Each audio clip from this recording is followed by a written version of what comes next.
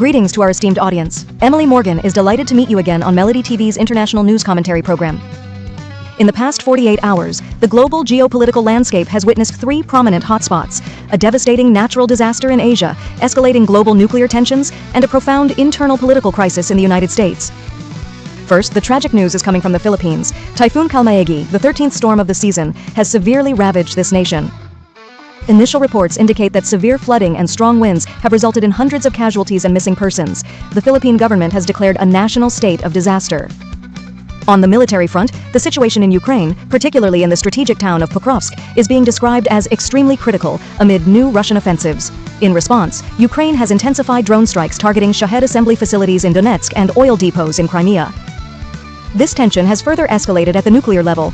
Following President Trump's announcement of preparations to resume testing, President Putin has instructed senior officials to assess and propose a symmetrical response. Simultaneously, South Korean intelligence has warned that they have detected new activities, suggesting North Korea may be on the verge of conducting a nuclear test, raising concerns about a new arms race. In Asia, the visit of U.S. Secretary of Defense Pete Hegseth and Deputy Secretary of the Navy Hong Chau is sending strong signals. In Malaysia, Mr. Hegseth held a direct meeting with his Chinese counterpart, delivering a tough message warning against destabilizing actions in the South China Sea. Shortly after, the visit to Vietnam by both Mr. Hegseth and Mr. Hong Chau aims to deepen the comprehensive strategic partnership, particularly emphasizing maritime security. Analysts, as many of you have noted, view this as a clear choosing sides message.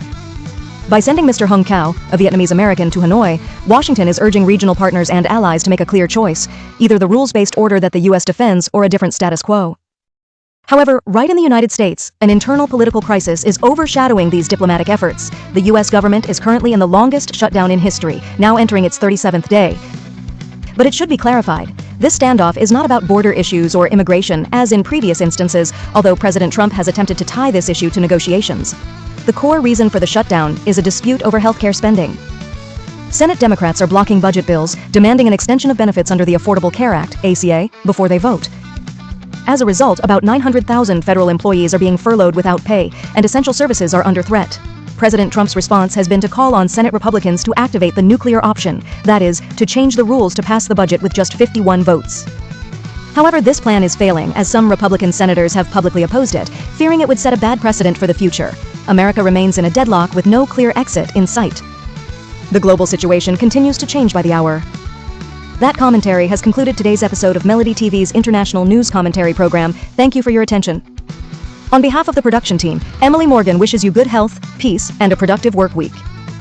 The world is always in motion, and we will follow it together. Goodbye, and see you next time on the program.